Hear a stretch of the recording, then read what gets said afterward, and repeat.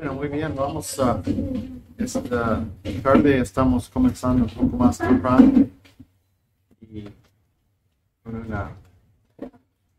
y yo por lo menos de ustedes tengo una muy buena expectativa, no sé cuál es la que ustedes tienen de mí, pero voy a hacer lo mejor que puedo y, y por sobre todas las cosas vamos a confiar en el Señor, sí, en su obra. Vamos a orar, siempre acordando que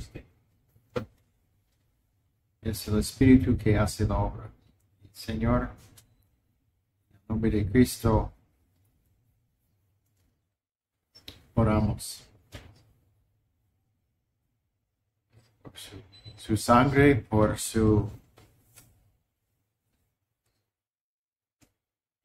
el sacrificio hecho por nosotros. Señor, somos lavados, Señor, por tu Espíritu regenerados, Señor, por tu palabra siempre y cada vez más edificados y maduros. Y Padre, ayúdanos ahora que estamos viendo un tema que es tan grande y tan extenso en todo el Antiguo Testamento, que es el tema de sus profetas que hablaron en su nombre, que recibieron revelación de ti. Ayúdanos, Señor, aprender de ellos como personas y aprender de la palabra inspirada que tú diste por boca de ellos. Gracias por el hermoso día, este tiempo de primavera, que cada parte del año viene como un regalo de tu providencia. Señor, entonces, bendice y guíenos en esta noche. Oramos en el nombre de tu Hijo Jesús. Antes de comenzar, o sea, estamos comenzando. Comenzando, vamos a quizás quedó una pregunta, o tal vez hoy, cuando ustedes iban haciendo las tareas y cumpliendo las responsabilidades, surgió alguna inquietud en cuanto a lo que vimos anoche. Así que antes de seguir, me gustaría abrir el tiempo con esa invitación. Si hay algo que necesita aclaración o algo que... Bueno, si no, siempre tenemos también los tiempos cortos de descanso y podemos también hablar de lo que surge, ¿sí? En esos tiempos. No tenemos micrófono en esta noche. Yo voy a tratar de acordarme de hablar un poquito más fuerte, como tengo una voz suave, una voz poderosa. Y esta noche estamos en el capítulo 3.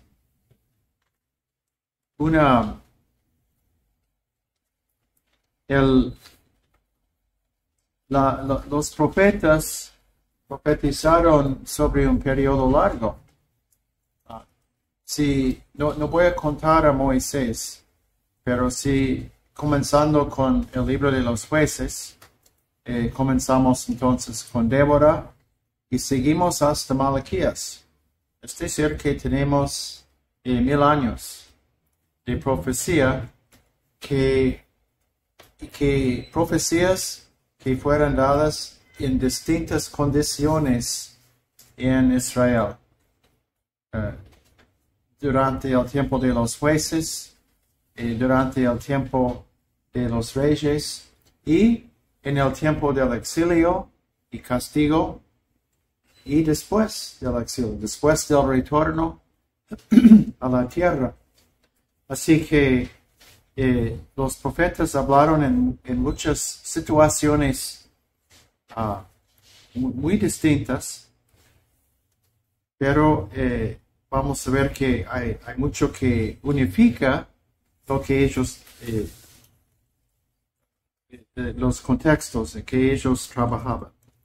Así que bueno, vamos a pensar un poquito en la historia. Tenemos, si consideramos, vamos a pensar en Abraham. No tenemos una fecha exacta, pero pensar en Abraham cerca a 1800 años antes de Cristo. Luego vamos a poner fecha, esas son aproximadas, pero 1446 años antes de Cristo, más o menos el tiempo del Éxodo. Y luego tenemos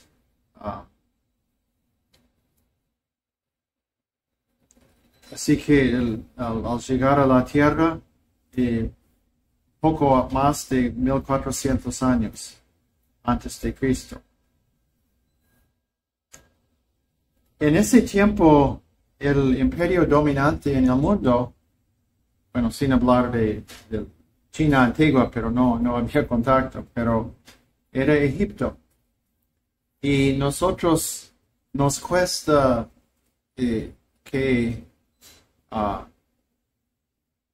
en la historia moderna, los países no duran tanto, pero cuando hablamos de Egipto estamos hablando de un imperio milenario que duraba casi 2000 años en las distintas dinastías, ¿sí? Pero que en ese tiempo Egipto era el poder dominante. Y sí que yo puse fechas. Esto no es el único tiempo, o sea, Egipto era dominante antes de 2000 años antes de Cristo, pero en el tiempo en que estamos pensando en cuanto al tiempo profético, Egipto entre 1580 hasta 1200. Y luego Egipto, el tema de las dinastías era que había tiempos de gran auge, de gran poderío, y luego tiempos de declive, luego volvió a recobrar mucha potencia. Pero eso, 580, es el tiempo de la esclavitud, es el tiempo de Moisés, es el tiempo del Éxodo, y es el tiempo de la primera mitad del libro de los Jueces.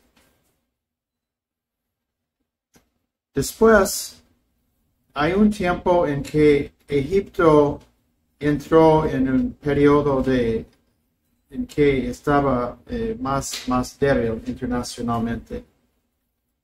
Y eso es el punto 2. Tenemos lo que podría llamarse tiempo de relativa autonomía local. Es decir, que Egipto no estaba imponiéndose mucho en el resto del Medio Oriente en ese tiempo. Entonces, los reinos más pequeños que estaban bajo el control de Egipto, ahora comenzaron a moverse con más libertad. Otra cosa que pasó en este tiempo fue la llegada de los filisteos, que los filisteos era un pueblo, a veces se llaman a ellos, los filisteos era uno de los pueblos que venían del mar. Probablemente venían de ellos provenientes de Grecia, o cerca de Grecia. No es que eran griegos, pero de esa zona. Así que entre 1200 y por casi 500 años, vamos a ver los reinos que estaban muy activos en ese tiempo. Tenemos los filisteos, tenemos Edom, que era los descendientes de Esaú, tenemos Moab y Amón, que eran los descendientes de los hijos de las hijas de Lot. ¿Sí? Y tenemos, puse Aram, Damasco, Siria, porque eso llevaba varios nombres, pero era una zona bien grande y a veces con bastante potencia, a veces no tanto. Así que cuando llegan los israelitas, ellos se encuentran con esos reinos que, ausente el dominio de los egipcios, había mucho movimiento, había conquistas, había guerras, había conflictos locales entre ellos. Para dar idea de la escala de esto, vamos a la página 15. Yo puse algunas en este guía, algunos mapas. Y así vamos a ver a lo grande los pueblos y los reinos que estaban activos. Así que tenemos,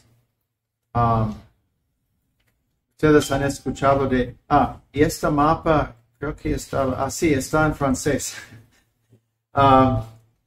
Y eso me fue problemático encontrar mapas.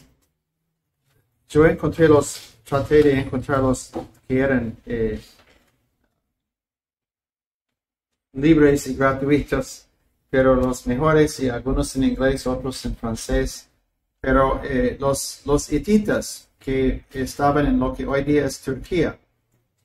Luego, yendo al este, tenemos Media y Persia. Entonces, cuando se habla de los medo-persas, eso es su zona ancestral, de donde venían ellos. Acabo de hablar de Aram. No, vamos a los sumerianos y los babilonios, los caldeos, son de la zona inmediatamente al norte del Golfo Pérsico. Y después los asirios son más al norte de los babilonios. Ahora se ve Aram. Aram, o sea, Siria, ocupaba un lugar mucho más grande que el lugar de Israel o de los filisteos.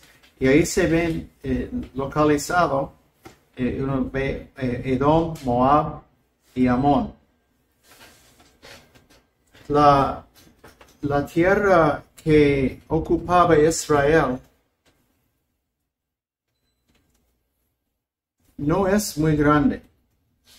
Y uno hace una comparación y dice, es un país pequeño, relativamente pequeño.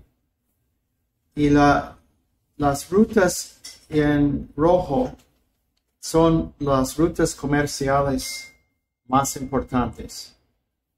Y esas rutas eran muy importantes en la historia bíblica, por razones que vamos a ver en unos momentos. Pero cabe decir que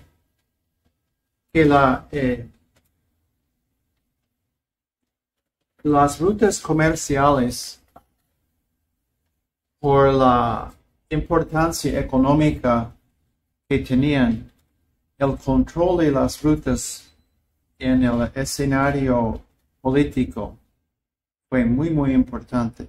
Y los grandes imperios luchaban para controlar las rutas, obviamente, porque controlar las rutas era algo clave para la prosperidad de cada uno de los reinos y los imperios. Así que peleaba para controlar.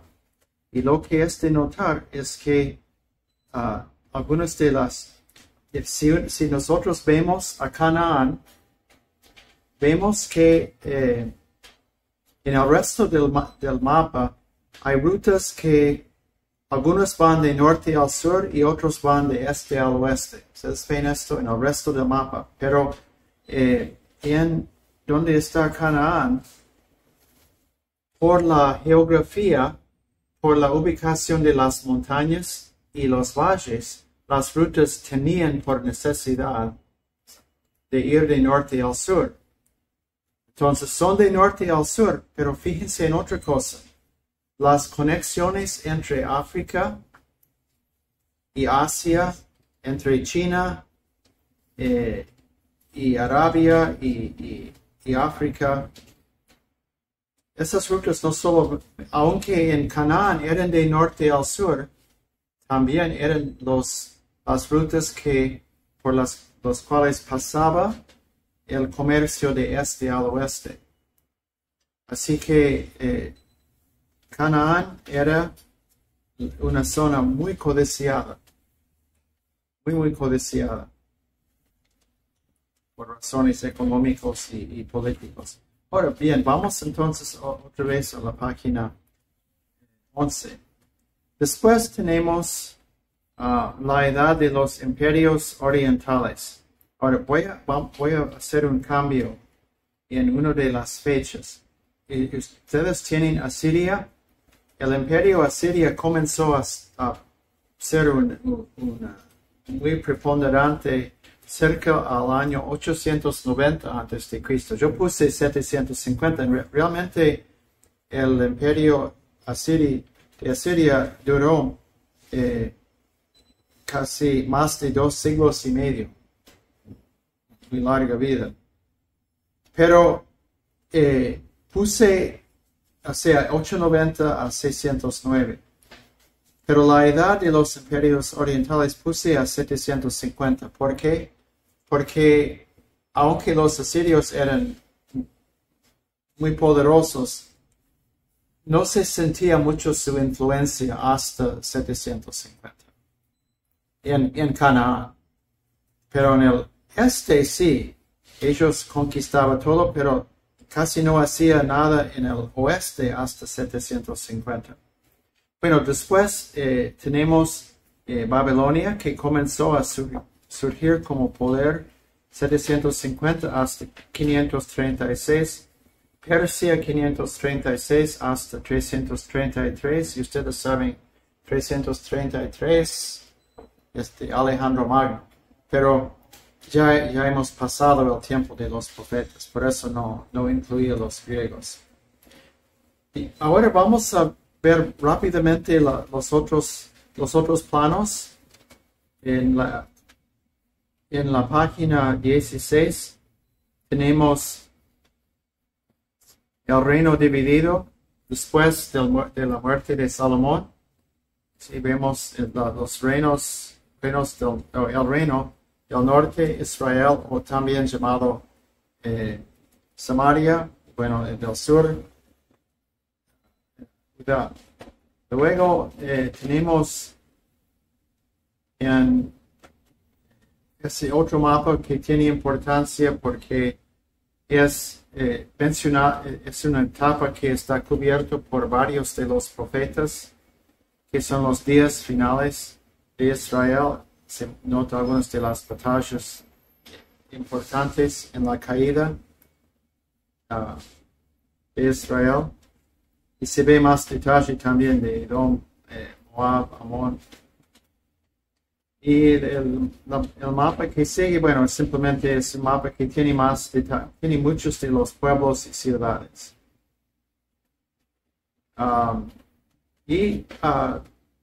los fines que tenemos nosotros, esto,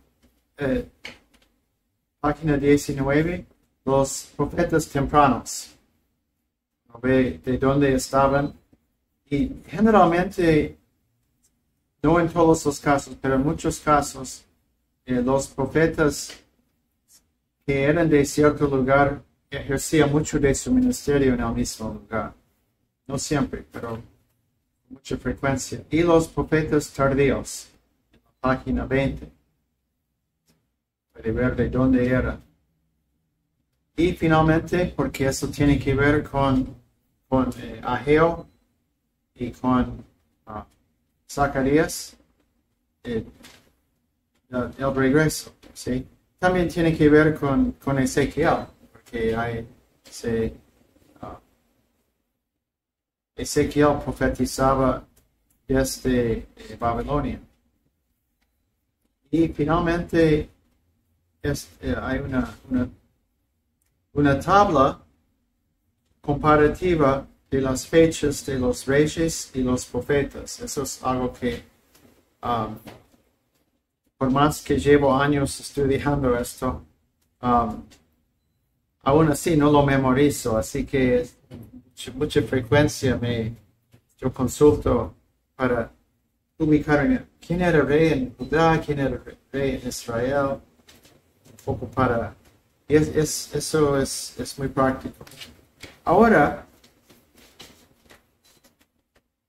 vamos a considerar un poco más acerca de la geografía, y eso en las páginas 11 y 12, y luego voy a comentar acerca del significado espiritual de la geografía, porque nosotros podríamos cuestionar si aún tiene importancia espiritual y teológico, doctrinal, si tiene importancia saber algo acerca de la geografía.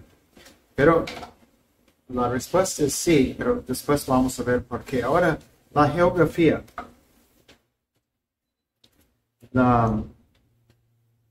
En la geografía, yo tengo, gracias a Dios, el hermano, uno de los hermanos de mi esposa, Stephen Lancaster, es un erudito en el tema de la geografía histórica de Israel. Él ha pasado años de su vida en Israel con su esposa, ha guiado grupos de estudio, pero él, junto con otro señor, también especialista en la geografía, ellos han publicado mapas y guías de estudio para la historia de la geografía bíblica. Así que yo cuento con, él es uno en el mundo no hay muchos que saben más que él. Ahora tiene 72, 73 años, es medio jubilado, pero doy gracias a Dios tenerlo como pariente. Y nosotros los miércoles, bueno, mañana no lo voy a hacer, pero los miércoles nos reunimos por Zoom por 1 hora para leer hebreo juntos. Es muy fácil el hombre. Así que lo que voy a compartir ahora es tomado de como un tipo panfleta que él escribió. Él ha escrito libros también, pero eso es algo corto. Y lamentablemente él no se ha traducido las cosas que él ha escrito. Pero bueno, yo traduje un poquito de este resumen que él da en cuanto a la tierra de Israel. Y cuando yo estoy contando esto, si leemos con la imaginación, vamos a ver razones para pensar que vivir en esta tierra era vivir por la fe. ¿Sí? Si uno vive en un país muy pequeño, que tiene rutas que pasan por ahí muy importantes, uno no tiene potencia militar, no tiene mucha población, no tiene mucha riqueza, y todos quieren controlar las rutas que pasan por ahí. Entonces, si uno no vive por la fe, quizás ni llega a sobrevivir. Así que eso fue. Ahora, pero comenzamos entonces con el sur. Y cuando hablo del sur, si vamos al plano, página, bueno, la página 18. No, vamos a donde dice el reino dividido. Básicamente, cuando se habla del sur, el Mar Muerto, la zona sur comienza a la mitad del Mar Muerto para el sur. La zona norte comienza a la mitad del Mar Muerto para el norte. Entonces, cuando mi cuñado Steven, él está, cuando habla del sur, es así, al norte. Eso. Entonces, pero rápidamente vamos a repasar esto. Hay una diferencia climática entre el norte y el sur. En el sur, el agua, no hay una temporada lluviosa en el sur, excepto en Filistia. Sí, en Filistia hay, porque es costanera, ¿sí? Entonces recibe más lluvia. Pero el resto del sur, de vez en cuando, tiene tormentas. Y los lugares para vivir son mucho más esparcidos. Aún viajar fue peligroso, porque uno tenía que contar con o calcular si iba a poder llegar a la próxima cisterna o próximo pozo.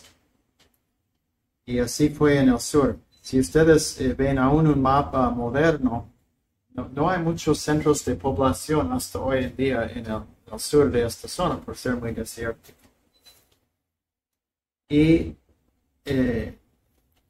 Pero había ladrones y personas que sí, había ladrones. Entonces, viajar era necesario tener una escolta armada. Ahora, cuando hablamos de este y oeste, esto fue tierra de los nómadas y las tribus merodeadores, como que los amalecitas, que eran famosos para sus bandas, de ser bandidos, básicamente. Y era una zona dominada por las tribus del desierto. Y en el este hay muchas, en el oeste, los filisteos, y es llanura en la costa, pero yendo al este es muy montañoso, con valles muy profundas, con montañas, era tierra muy difícil para atravesar. Bueno, obstáculos entre este y oeste.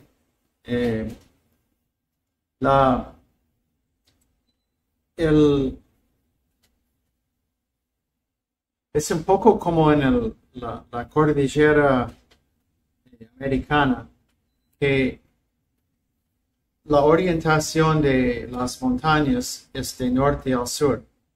Entonces, si uno quiere cruzar en las Américas, cruzar las montañas, casi muy pocas veces se encuentra un paso que pasa derecho de este a oeste. Casi siempre uno tiene que entrar o por el sur o por el norte y ir subiendo por una valle hasta llegar a un punto de paso natural.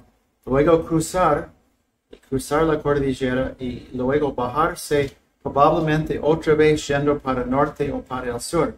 Así que un viaje entre Argentina y Chile, que a vuelo del ave sería 50 kilómetros, yendo por tierra puede ser 200 kilómetros.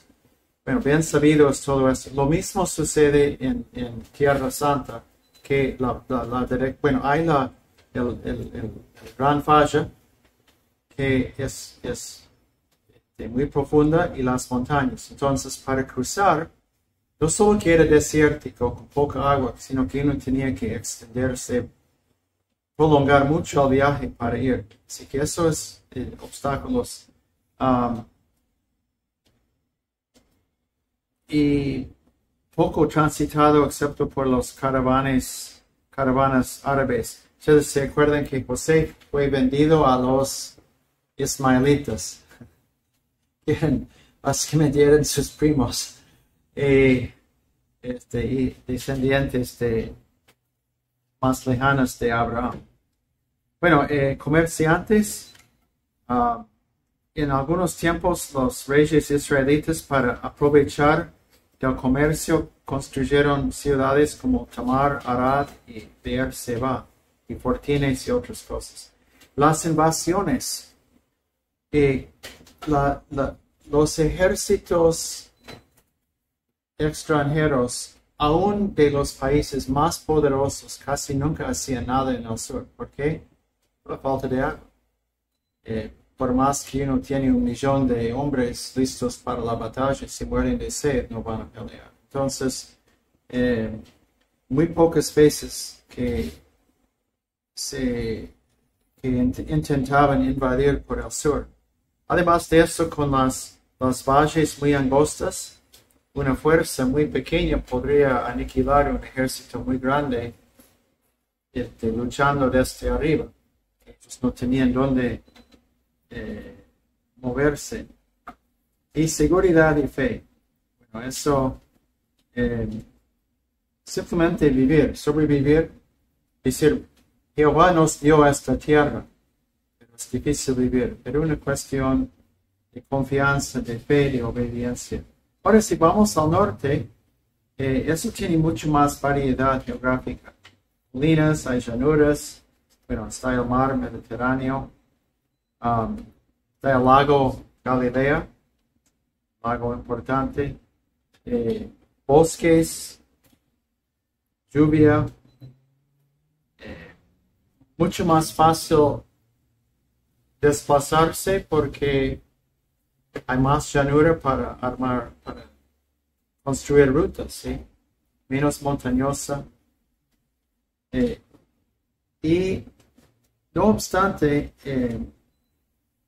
en ambos lados, al este, el desierto, y al oeste, los desiertos de la África.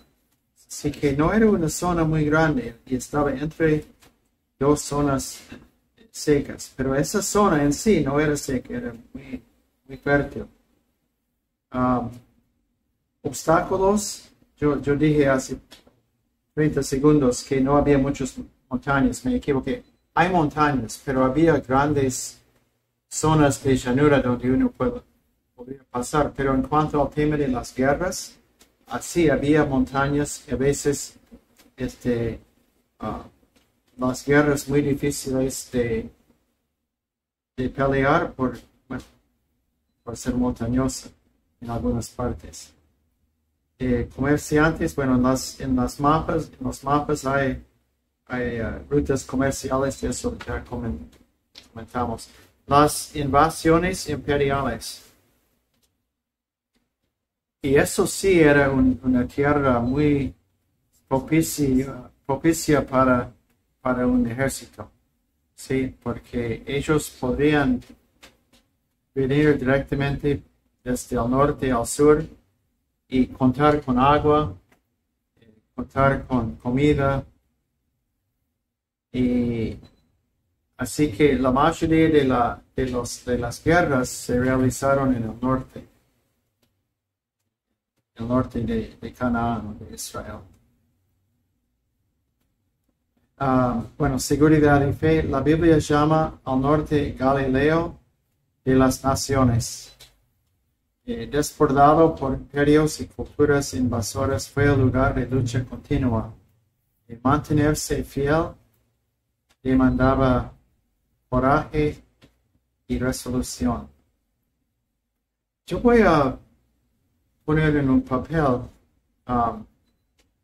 por su conocimiento, aunque esté en inglés, el sitio que no es sitio de mi cuñado, pero es algo, él ha colaborado bastante en su elaboración.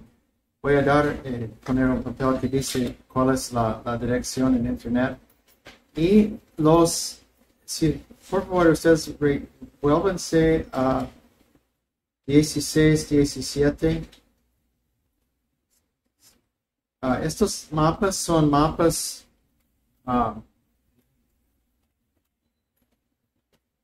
que dirigidas a ciertas situaciones y textos en la Biblia. Y voy a poner un link. Hay un estudioso que armó una página donde él pasa por toda la Biblia y por cada uno de los sucesos en la Biblia, él elaboró un mapa para esto. Entonces, por ejemplo, de David y Goliat, de la invasión de los asirios, por dónde iba Jesús, esas cosas. Y así está en internet. Está en inglés, pero creo que, bueno, ustedes que están expuestos constantemente al inglés lo van a encontrar más fácil. Y aparte que los nombres de lugares son muy parecidos, así que no es tan difícil. Pero eso fue en el descanso, voy a escribir los dos, dar las links. Ahora bien, ustedes creo que por lo que he dicho pueden percibir la importancia. Dios les da a ellos una tierra que por ahí fluye con leche y miel, por un lado, pero por otro lado, es una tierra en que ellos no van a estar dejados en paz. Y uno tiene que pensar, o Dios no sabía esto, o Dios no se dio cuenta que sería problemático, o que Dios los puse ahí a propósito de enseñarles la fe y la obediencia. Yo personalmente opto por la última. Y esto vemos repetidas veces en los profetas. Y no vamos a ir en detalle ahora, pero después, en libros como Oseas, como en Miqueas, en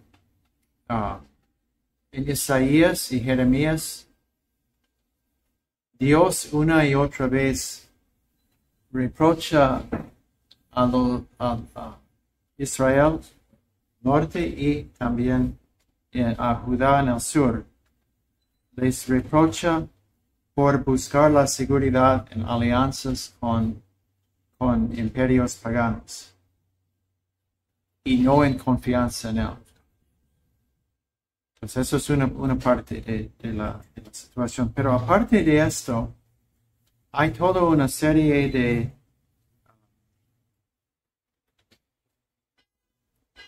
cosas que son de cuestiones espirituales, que son específicas a la cultura y la economía que tenían. Y que eran cuestiones espirituales específicamente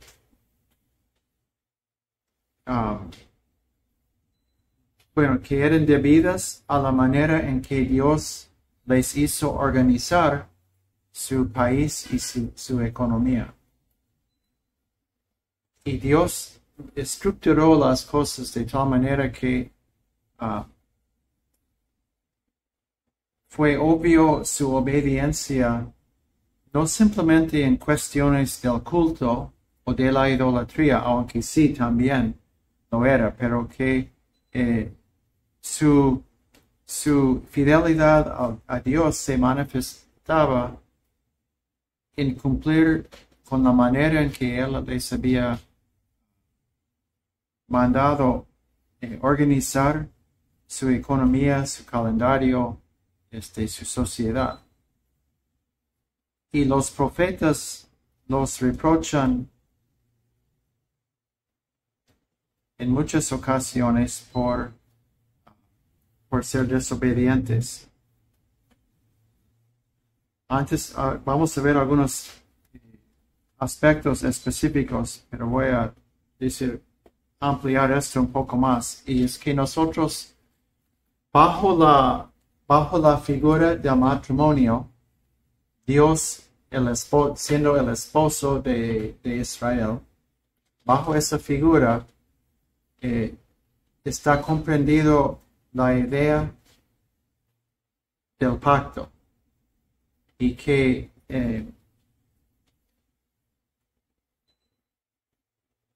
la falta de obediencia de ellos es debida a que ellos faltan respeto al Dios del pacto. Y ellos están en efecto adulterándose o prostituyéndose espiritualmente, porque no están dándole a Dios, que es su marido, espiritualmente hablando, en todos los aspectos. Entonces los profetas siempre marcan les hacen notar esto. Estas cosas que acabo de decir que vamos a ver ahora pertenecen a la categoría que vimos anoche, que es los profetas muchas veces anunciaban cosas futuras que implicaba revelación nueva.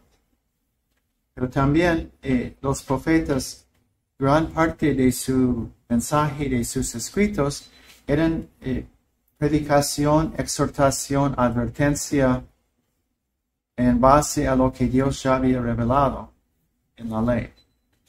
Entonces, no es que todo era revelación nueva, todo era inspirado. Hay que distinguir que Dios da una visión. Así será el reino en el futuro.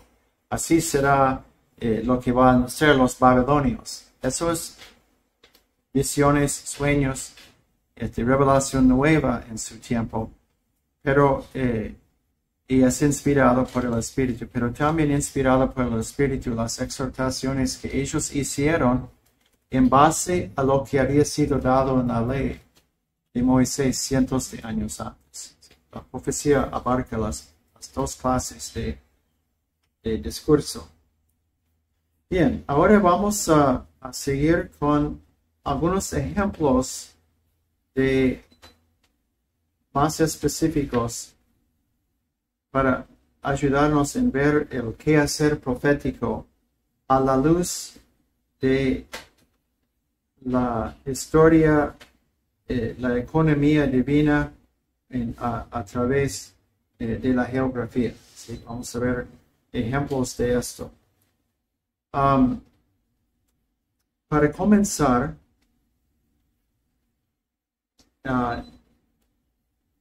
vamos a buscar en la Biblia Números 34.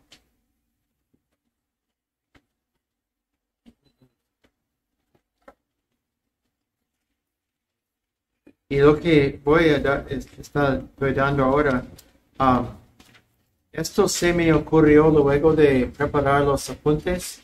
Llevé los apuntes a Bolivia y no tuve tiempo de volver entre Bolivia y ahora. No tuve tiempo de volver a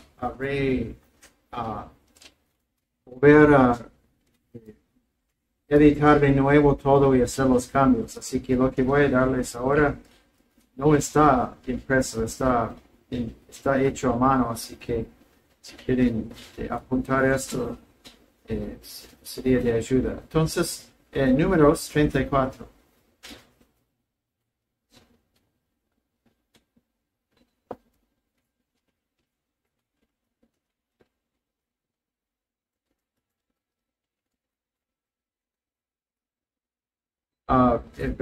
Verso 1. Entonces el Señor habló a Moisés: manda a los israelitas y diles, cuando entren en la tierra de Canaán, esta es la tierra que les tocará como herencia, la tierra de Canaán según sus fronteras.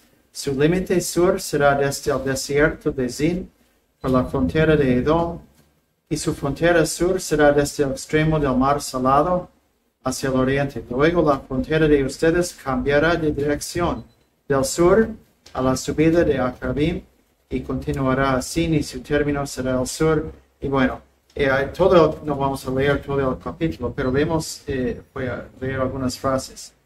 Versículo 6, en cuanto a la frontera occidental, versículo 7, y esta será su frontera norte, versículo 10, para su frontera oriental.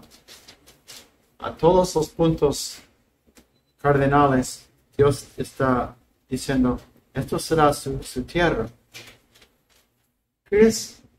Pensemos, ¿qué implica esto? Implica que no es que Dios no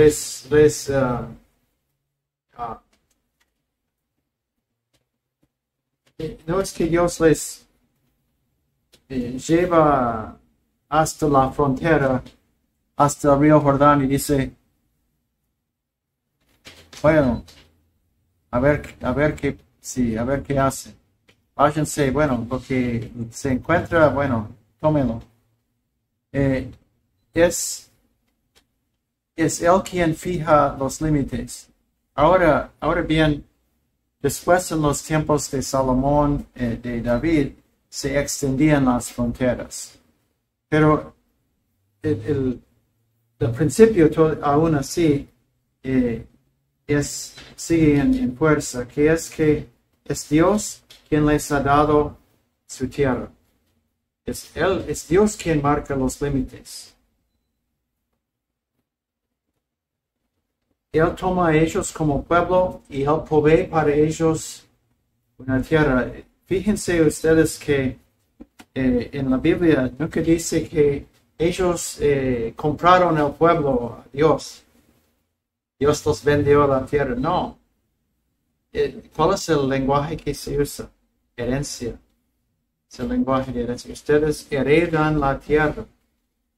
Interesante. Ustedes heredan la tierra. Es la idea que pertenezcan a la familia de Dios y por lo tanto son herederos. Todo es por pacto con Dios. Ahora vamos siguiendo el mismo hilo. Vamos a Deuteronomio 7.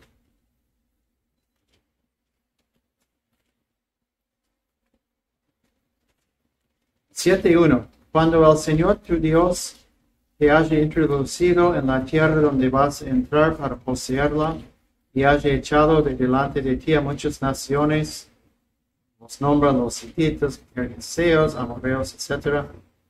7 naciones más grandes y más poderosas que tú, y cuando el Señor tu Dios los haya entregado delante de ti y los hayas derrotado, los destruirás por completo. No harás alianza con ellos, ni te apiadarás de ellos. Vamos a un pequeño salto hasta el versículo 6. Porque tú eres pueblo santo para el Señor tu Dios. El Señor tu Dios te ha escogido para ser pueblo suyo entre todos los pueblos que están sobre la superficie de la tierra. El Señor no puso su amor en ustedes, ni los escogió por ser ustedes más numerosos que otro, pues eran el más pequeño de todos los pueblos. Mas porque el Señor los amó y guardó el juramento que hizo a sus padres, específicamente Abraham, Isaac y Jacobo, el Señor los sacó con mano fuerte, los redimió de la casa de servidumbre de la mano de Faraón, rey de Egipto. Reconoce pues que el Señor tu Dios es Dios, el Dios fiel, que guarda su pacto y su misericordia hasta 1000 generaciones con aquellos que lo aman y guardan sus mandamientos, pero al que lo odia, le da el pago en su mismo cara, destruyéndolo. Así que, bueno, versículo 11, guarda por tanto el mandamiento y los estatutos y los decretos que yo te mando hoy para cumplirlos. Entonces tenemos ese concepto que es Dios, que les da la tierra y que ellos son herederos, no son compradores de la tierra. y además que son ellos los rescatados, librados de la mano de Faraón. Y aún más fuerte que esto tenemos en 1 Samuel 8. No sé si es más fuerte, pero es un dicho muy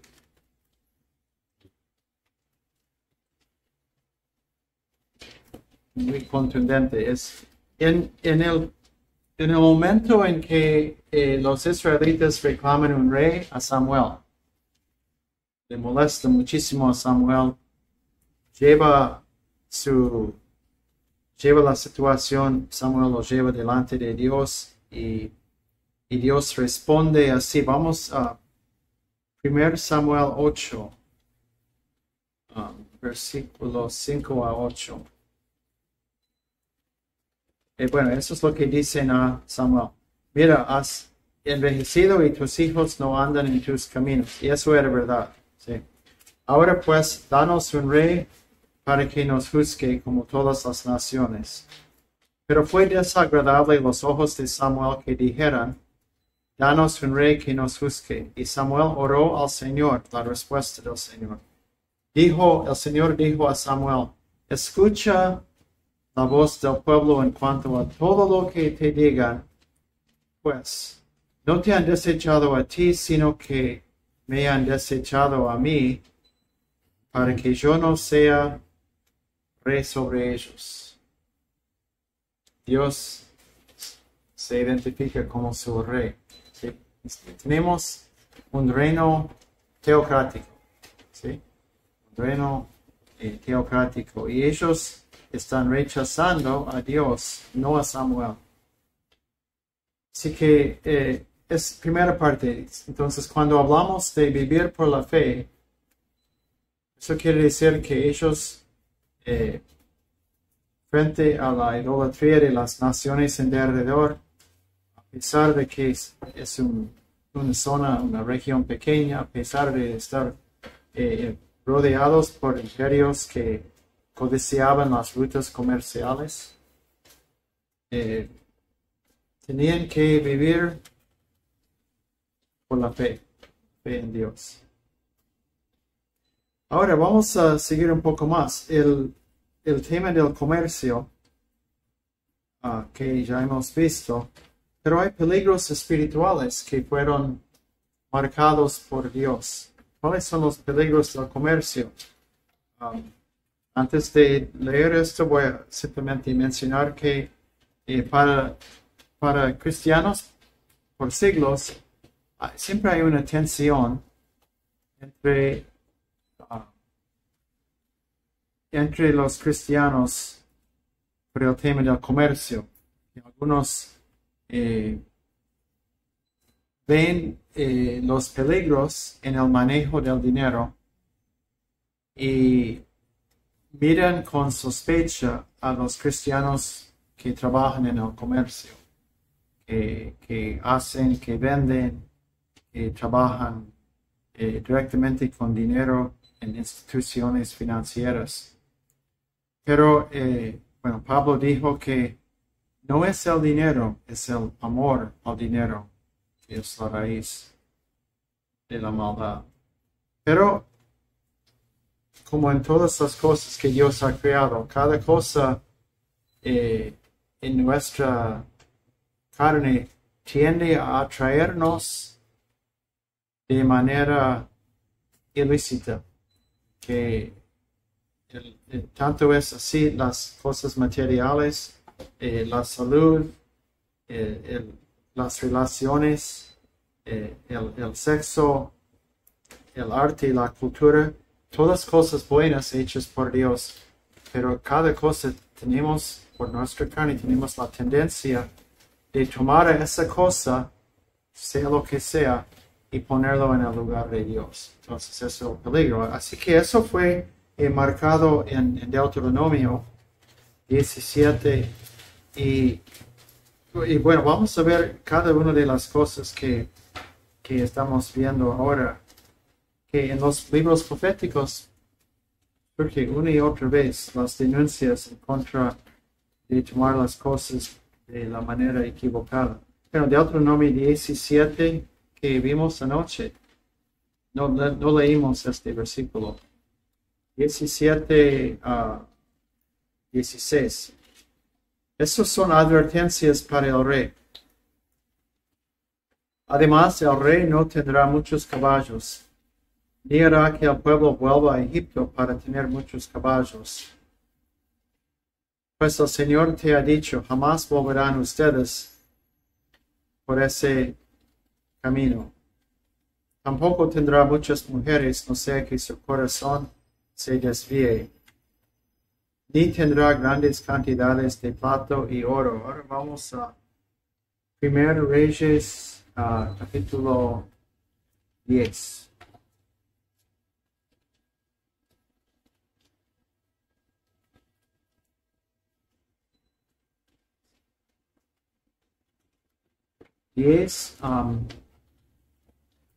Versículos 26 a 29.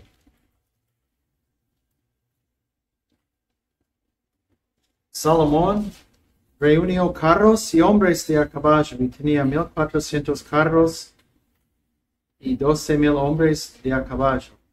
Y los situó en las ciudades de carros y junto al rey en Jerusalén. El rey hizo la plata tan común en Jerusalén como las piedras. Hizo los cedros tan abundantes como los sicómoros que están en el llano. Los caballos de Salomón eran importados de Egipto y de Coa, y los mercaderes del rey los adquirían de Coa por cierto precio. Un carro de Egipto se importaba por 600 ciclos de plata y un caballo por 150 ciclos de plata. Y de la misma forma los exportaban a todos los reyes de los hititas y a los reyes de Aram.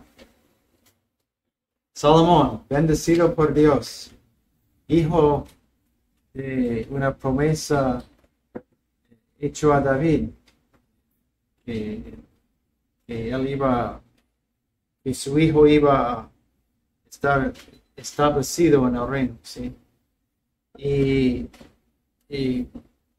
bueno, veamos lo que está ahí. Así que la bendición de Dios, esto es obra de Dios, pero lo que hizo Salomón es que es pecado vender, comprar y vender. No, pero cuando uno ve que este capítulo 10 y capítulo 11 hablan de la riqueza y parece que, bueno, como dice, su corazón se desvió. Esas son las palabras que se usan. Y así vemos que hay peligros espirituales en la búsqueda desmedida de la riqueza. Y en este caso, aplicado específicamente al rey Salomón. Pero él no fue el último en perseguir este camino. Así que fue objeto de la denuncia de los profetas varias veces. Otra cosa es la cuestión de la lluvia, la sequía y la fe. Bueno, ya son las pasado. Vamos a tomar unos minutos de descanso y luego vamos a volver con la lluvia, la sequía y la fe.